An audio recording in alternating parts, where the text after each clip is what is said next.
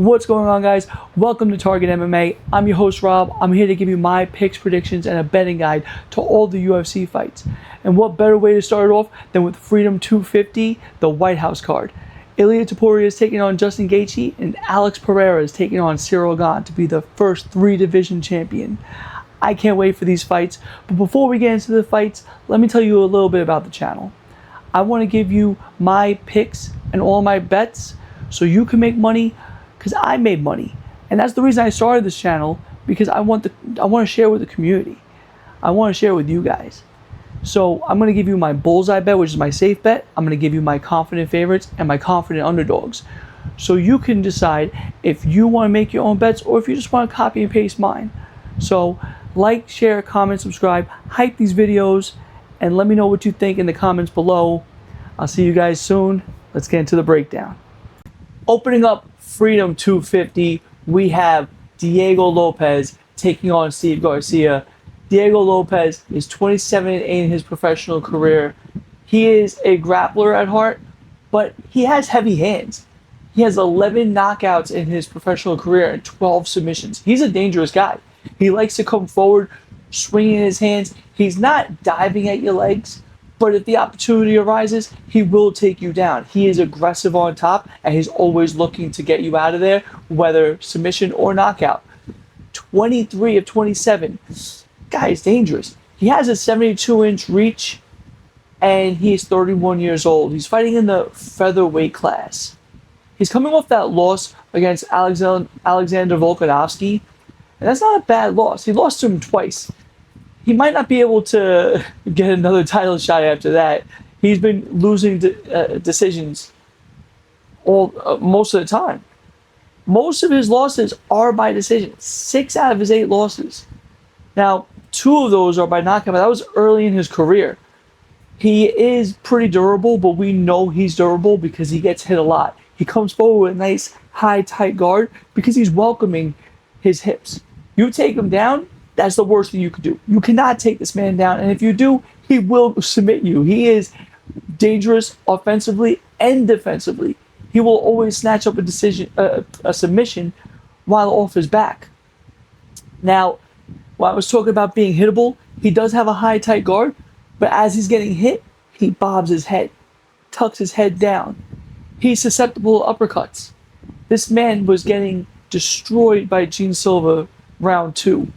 I thought Gene Silva was going to make a comeback because when he spun, when he did a spinning back kick against Diego Lopez, round 1, he got caught. Diego snatched up his back, took him down, heavy on top, raining elbows, hands, everything. He was destroying Gene Silva. That was a dominant round. But round 2, Gene Silva exposed that this man is incredibly hittable. Now he's taking on heavy-handed Steve Garcia. Steve Garcia is 19-5 in his professional career.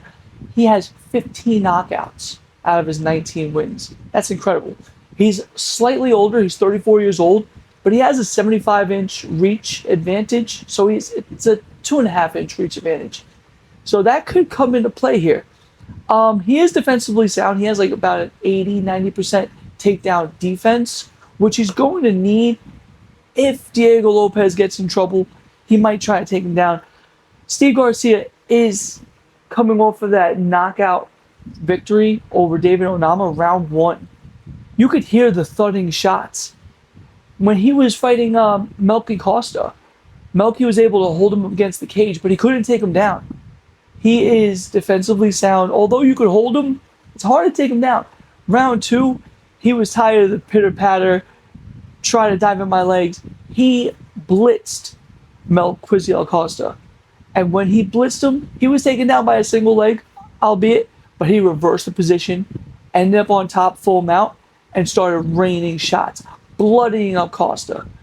And Costa has looked dominant since then, although he has lost to Arnold Allen, but Arnold Allen's good. I don't count that as a terrible loss for Melky. I count this as an amazing win for Steve Garcia to prove his takedown defense is legitimate. He's pretty well-rounded of a fighter. I'm looking forward to this fight. The odds are pretty even. Not even, I'm sorry. It's pretty close. Diego Lopez is minus 162 and Steve Garcia is plus 126. Um, Diego Lopez is much more dangerous um, with his ground game and his hands, so he has a diverse way of winning. Steve Garcia is pretty durable and he has knockout power against somebody who's been hittable, but withstanding that power. I'm going to lean Diego Lopez only because we've seen his durability and he has more ways to win. If I had to see it, I think Diego Lopez could get a knockout here. So final lean, final prediction, Diego Lopez. Next up on UFC Freedom 250, we have Bo Nickal taking on Kyle Daukaus in the middleweight division. Bo Nickal is 81 in his professional career. He is 6'1". He's a pretty tall guy. He's pretty dangerous too. He has 3 KOs and 4 submissions on his professional record. Only went to a decision one time.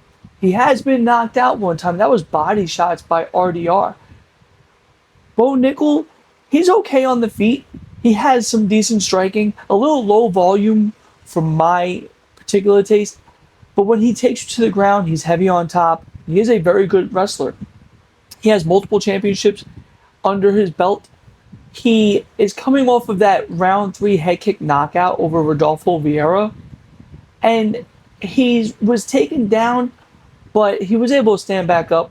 But the same for Vieira. He was able to stand back up on Bo Nickal. Now, the problem is, regardless of his last fight, because we're not using recency bias here, the problem is if he can't take you down, he's not the most dangerous. We saw that head kick knockout. That was great. But can he replicate that again? Not exactly sure.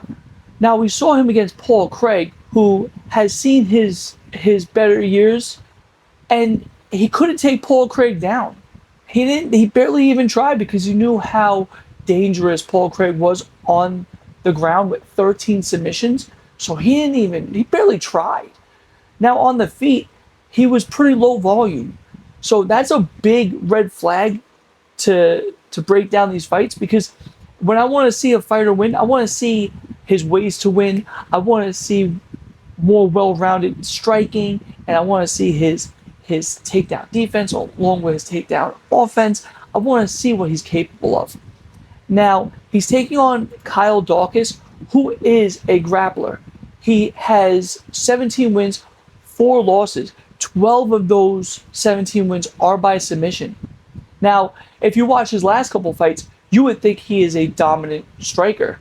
This man has been knocking people out, dropping people left and right since he came back to the UFC. Now, he wasn't cut by the UFC for low performance. He had a contract issue. Now, he has been knocked out before early in his career. He went to a few decisions. He's never been submitted because he's so dangerous on the ground. He's coming off of that round 1 submission over Gerald Meerschaert. I don't hold too much value in that, because who is not dropping Gerald these days? He's also a little past his prime, but before that, he knocked out Michel Pereira with a dominant showcasing. Everyone was on Michel Pereira, but because of his personal life issues, he hasn't looked the same. But Kyle Daukaus has shown powerful striking. He has improved striking. Now, these two on the feet, it's night and day. These two on the ground, it's night and day. So now, Kyle Daukaus on the feet, he's going to outstrike, and he might be able to land good body shots as he's coming forward, as well as head shots. This man is pretty dangerous on the feet. I'm not sure if Bo Nickal is going to attempt to take him down. I also don't think Kyle Daukaus is going to try to take Bo Nickal down. But if Bo Nickal can get the takedowns on this man, he will be dominant on top. Might get into a few scrambles because, like I said, Kyle Daukaus is a submission ace. You got to be dangerous on the ground. I don't think Bo Nickal has anything for him on the feet. As I said, his improved striking makes him dangerous on the feet as well as on the ground. Now, you look at the odds. They're pretty wide. Bo Nickal is a minus 340 Kyle Dawkins is a plus 250. I'm not liking that. I think it's closer. It's just that you have Bo Nickel, who has been pushed into the UFC as this dominant collegiate wrestler. Now, Kyle Dawkins, oh, he was cut. Now, if you hear someone was cut, you're going to think, wow, he might not be that good. It was just a contract thing. It wasn't like, oh, this guy sucks, let's cut him. That being said, I think Kyle Dawkins has more on the feet and he has a dangerous submission game. Bo Nickel, after seeing his hesitancy against Paul Craig, I'm going to take Kyle Dawkins as the underdog here to win, whether it be decision or even knockout. The body shots might be a factor here. So let's go Kyle Dawkins, plus 250 dog. Next up on Freedom 250, we have Mauricio Rufy taking on Michael Chandler. Mauricio Rufy, 13-2 in his professional career. He is a heavy-handed striker. He has 12 wins by KO. This man likes to keep his range. He has a 75-inch reach advantage. Sorry, he has 75-inch reach, and he's 5'11". You would think he's taller than the books are giving him. I'm very surprised at this. I really thought he was like 6 foot something, you know? He likes his leg kicks. If you've seen the Bobby Green fight, he likes the long, rangy striking, as you've seen in the Rafael Fiziev fight. Now, he was able to knock out Rafael, but he got some he had some adversity. You know, I really thought Rafael was going to come forward and shoot takedowns, but he didn't really attempt any. And he closed the distance as much as he could. Now, if he shot for a double leg, you know, might be something. Now, a lot of people will look back at the Benoit Saint Denis fight and say, wow, this guy has no ground game. You know, he was taken down a few times, but if you remember that first and second round, he was able to reverse positions, stand up. He was still dominating on the ground round 2, but he was still able to get out of positions. He's not completely a fish out of water, but he is taking on Michael Chandler. Now, Michael Chandler is 23-10. He has a 71.5-inch reach, so he's going to be at a disadvantage. He's 5'8", so he is the shorter guy, which could help with the wrestling. Now, I wouldn't count him out, even though the books are right now. Rufy is a minus 750 and Chandler is a plus 460. See, I wouldn't count out Michael Chandler just yet. He is fairly durable, although his losses won't indicate that. He only has 2 wins in the UFC, but he's fought the best of the best. Now, he is 40 years old. We have to remember that. He is an aging vet in the game. He came from Bellator. He has championship fights.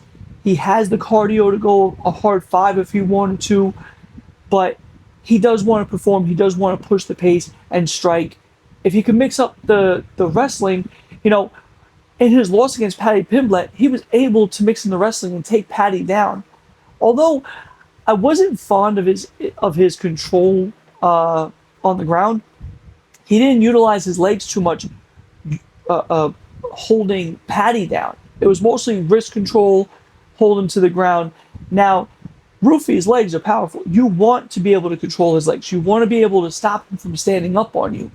Now, does Michael Chandler have the submission prowess of a BSD? Because remember, BSD is not just a striker. He's a grappler. He has really good hands and submissions. 11 submissions, 6 knockouts. He is a dangerous fighter. Is Michael Chandler a dangerous fighter? Maybe back in his day. 11 KOs, 7 submissions. He was dangerous. He only has 2 wins in the UFC. It's kind of hard to even pick a Michael Chandler here.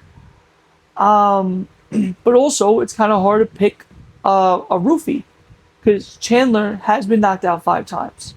He has been submitted once. But who is he being knocked out by? An up-and-coming Paddy Pimblett, Charles Oliveira, Dustin Poirier, Tony Ferguson, Justin Gaethje. He's fought great fighters throughout. Pitbull, when he was in Bellator, Although he got knocked out round one, that's Pitbull back in his day. Chandler is fairly durable, maybe not in his later years. But like I said, I can't pick a side of Mauricio Rufy because the odds are just way too wide. Even his knockout prop is minus 220. It's not worth it. Michael Chandler plus 460. I would stay away from this fight. The pick is going to be Mauricio Rufy, but I would stay away from this fight. There's not enough odds to make you. The odds are too wide to make you want to pick a Rufy, and I don't think Michael Chandler necessarily wins, but he did say in the interviews that he wants to take him to deep waters and drown him. He just fought in RAF, by the way, if that counts for much. He's wrestling.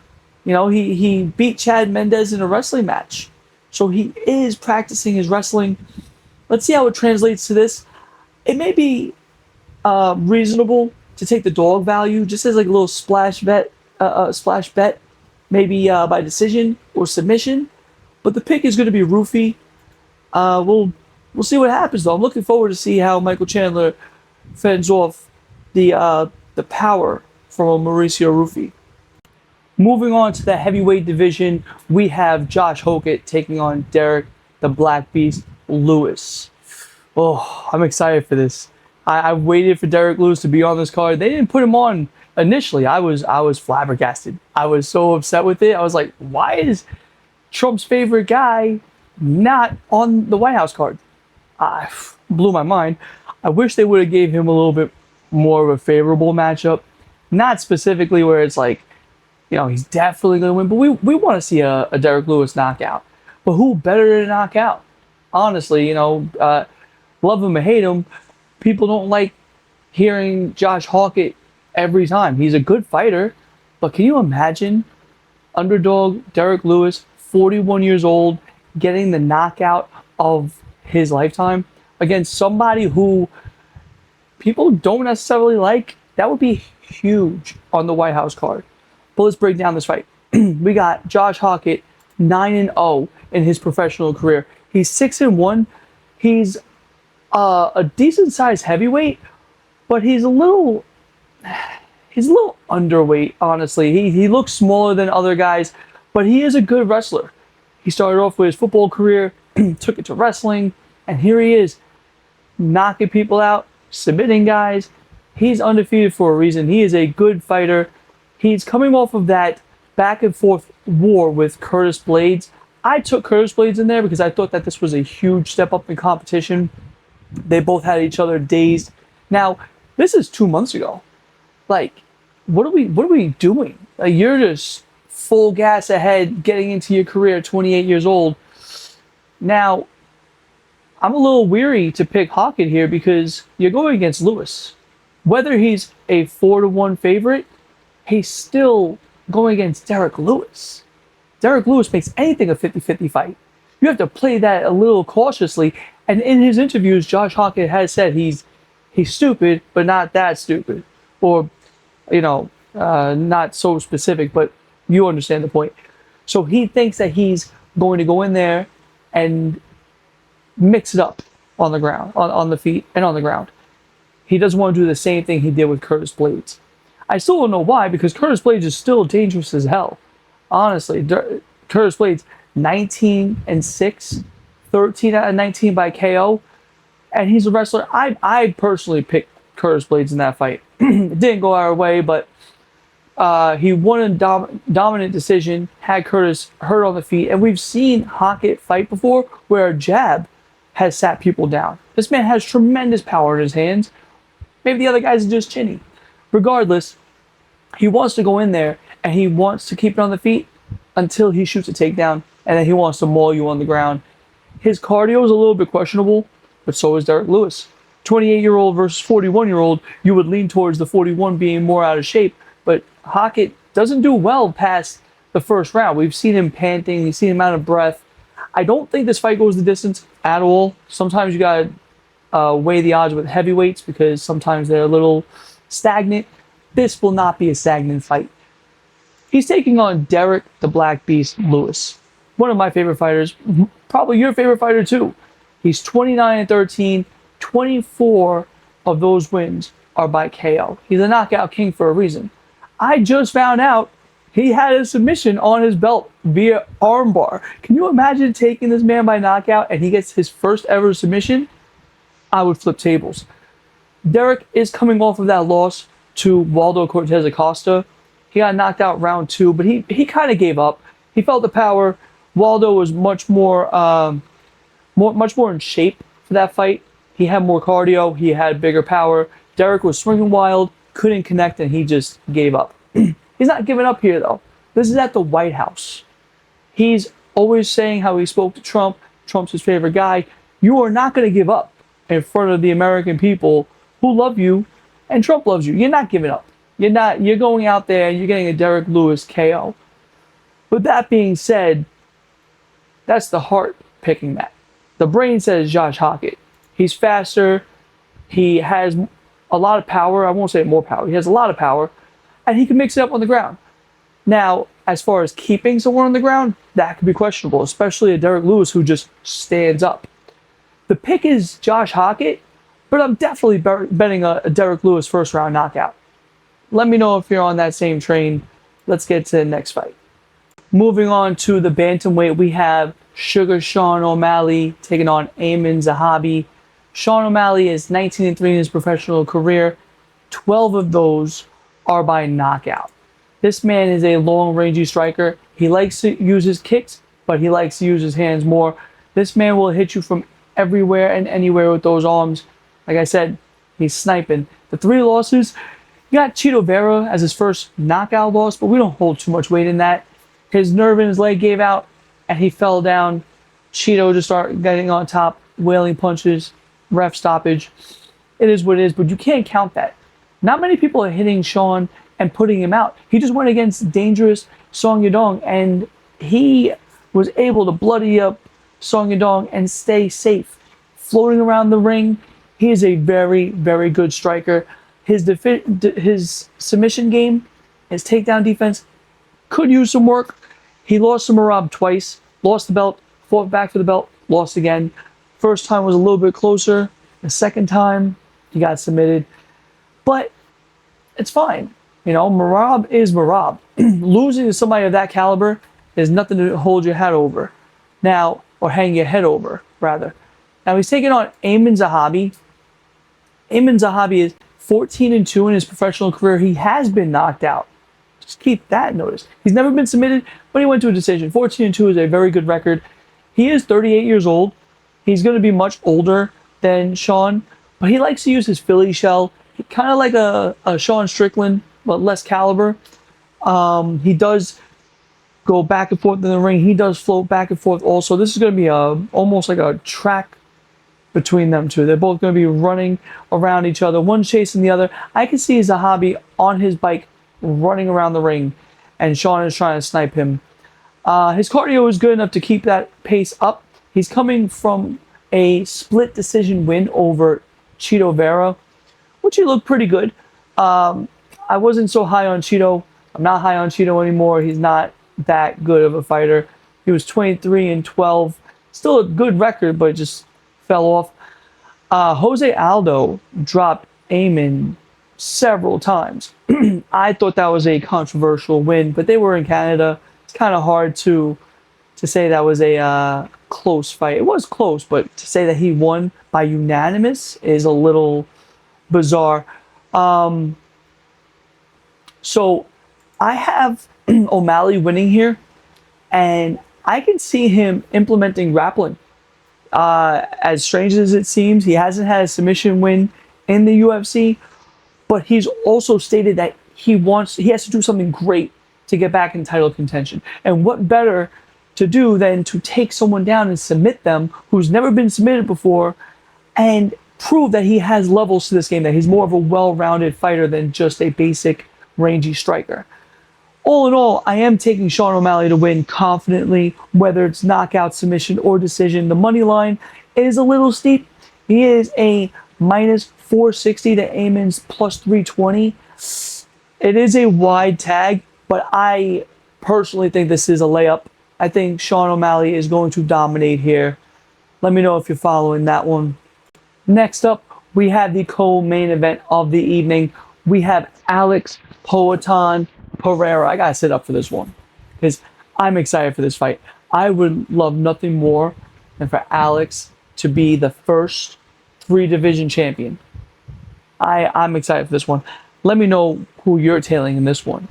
We have Alex Pereira, 13-3 on his record, 11 of those coming by KO, 2 by decision. He is 6'4". He's making his debut in heavyweight. He has gained a substantial amount of weight. I hear he's running about 240, 250. Whew, this man is going to. I can't believe he's even making heavyweight. He went from 185 to 205, jumping up to heavyweight, and I think he can do it. His 3 losses, though: 1 knockout, 1 submission, and 1 decision. The decision loss is coming from Magomed Ankalaev, and then he ran that back, jumped across the octagon against Magomed in the rematch, and put him out in the first round. So he got his get back. The knockout loss, Israel Adesanya, that overhand right in the pocket came over for him, but Izzy's known for power. I don't think Ciryl Gane is necessarily going to be that powerful. We're going to see Alex be long. He's going to be calculated. He's going to come forward with those calf kicks to slow down Ciryl Gane. This is going to be a 5-round fight in his first heavyweight fight. It's going to be a little difficult for him to try to maintain that. I believe his cardio, who knows what the cardio is going to look like. This is his debut. I still think he's going to be able to get it out early. I don't think cardio is going to be an issue. Ciryl Gane does like to be the faster fighter in heavyweight. He does move very quickly on his feet for a 240-pound man. Alex Pereira will get the legs going, snapping the leg kicks, slowing down Ciryl. I think he's going to stalk him and put hands on him. I think the left hook is going to come and connect him with that deft touch. Now let's break down Ciryl Gane first. He is 36 years old, 13 wins, 2 losses. He is a well-rounded fighter. He has 6 knockouts, 3 submissions, 4 decisions. He has been submitted once, but that was by John Jones. If you're like, who was comparing that? John Jones to whom? You know? Now, we have seen Ciryl Gane fight the heaviest-handed people in the division. Francis Ngannou, Derek Lewis. We have seen this time and time again. The difference is Alex Pereira doesn't swing wild. He's calculated. He's measured. He's accurate. Have you ever seen a Francis Ngannou or Derek Lewis swinging overhand? Yeah, there's not the same. It's completely different. The last time Ciryl Gane, he went against Tom Aspinall. That was an eye poke. And he got a split decision over Volkov. A lot of people think that was robbery. But then he had a knockout win over Spivak. These are quality wins, I would say. But he's been at the top of the division for a very long time. But I think it is time to surrender that mantle. We're going to have Alex Pereira to starch Ciryl Gane for his first ever knockout loss. And it's going to be emphatic. It's going to be a 3-division champion. What can I say? Alex Pereira by first or second round knockout, I believe. But I do want to put a side bet if I could. Will Alex lunge across the octagon like he did against Magomed Ankalaev and Khalil Roundtree with that leg kick, that front kick that he likes to do to get the distance real quick, to not get the distance, to close the distance? I'm willing to bet that he does that, and he's going to make it exciting. I can't wait for this fight. I'm going to be looking at every fight, waiting, sweating for this fight. I really hope Alex gets it done. Let's go, Poatan. Shama. Here we go, main event of the evening. We have Ilya Matador Topuria taking on Justin the Highlight Gaethje. This is going to be a banger. Ilya Topuria, 17-0. He is the Georgian fighting out of Spain. He is a very crafty, very dynamic boxer. He has 7 wins by KO, 8 submissions, 2 decisions, 0 losses. This is in a lightweight bout for the title. Justin Gaethje has the interim belt. Topuria is fighting for it. I'm excited for this. Ilia Topuria is coming off of a knockout round 1 against Charles Oliveira. He was in a little bit of trouble on the ground, but he was able to switch positions on Charles Oliveira, which is an amazing feat. Charles Oliveira is no slouch. He is one of the best grapplers we have in the UFC. He knocked out Charles. He knocked out Max Holloway, whose chin has been notoriously good throughout the years. He knocked out Volkanovski. He couldn't knock out Josh Emmett, but then he submitted Bryce Mitchell. Fun fact about the Bryce Mitchell fight, Bryce Mitchell is the only one to ever take him down. That was amazing. He did get dropped by Jai Herbert, but then came back round 2.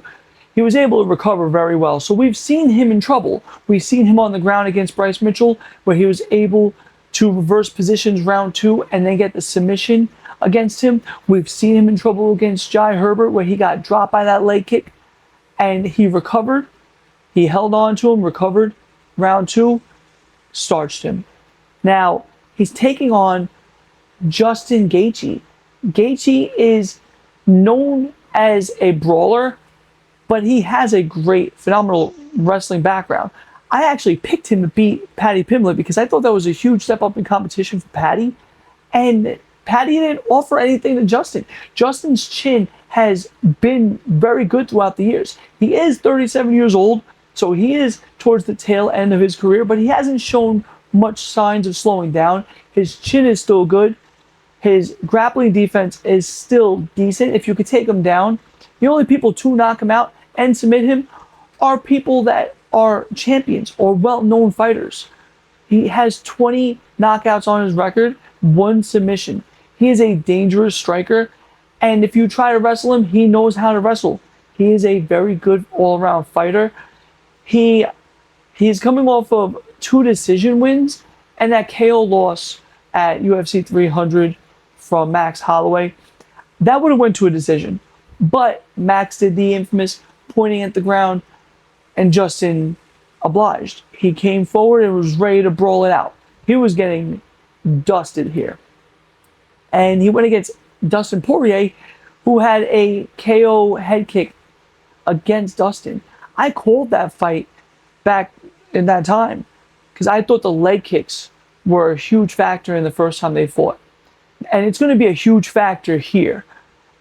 Justin needs to get those legs going. He needs to chew up Topuria's lead leg because that's where the power comes from.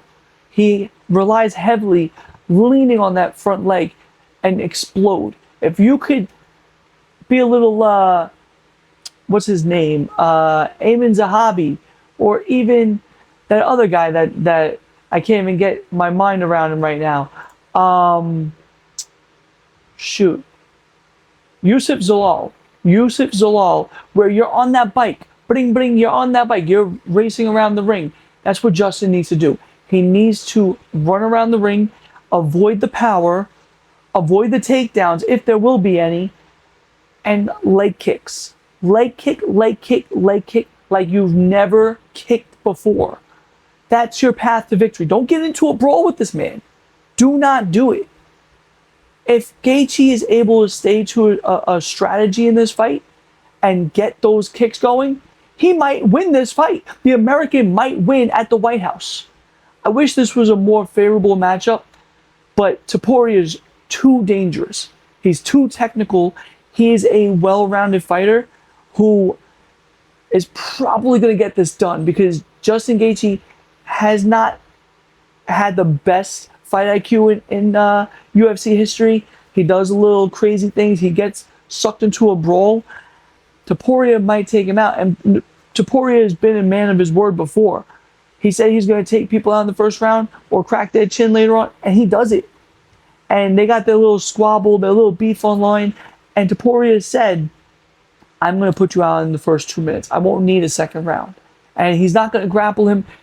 He is that arrogant of a fighter to say, I'm going to do something and do it. Is that arrogance? Is it confidence? I'm not sure. We're going with Topuria here. Here. Left, right. We're going with Topuria here because he's just the all-around better fighter. He's younger. He's in his prime. And he fights very technically. He has a, regardless of his power, his boxing, his takedowns, his grappling, his cardio, this man has great fight IQ, and he's not going to get into a brawl unless he's going to win that brawl. He told Max Holloway, let's go. First 5 seconds, let's go. And Max is like, nah, I want no parts. That's a big aura moment for him. We're going with Topuria to get this done, but I am splashing. I'm splashing a little bit on Justin Gaethje knockout. Stay tuned for the fights. I'm excited for it. That's the breakdown, guys. Let me know what you think in the comments. Let me know what I should change, what you would like to see in the next video. I'm just excited to be here. I'm happy to give my picks out to you. Stay tuned to the next video. I'm going to give out my bullseye bet, and I'm going to give out my favorite underdogs and my strong, confident picks. You have a good day, guys.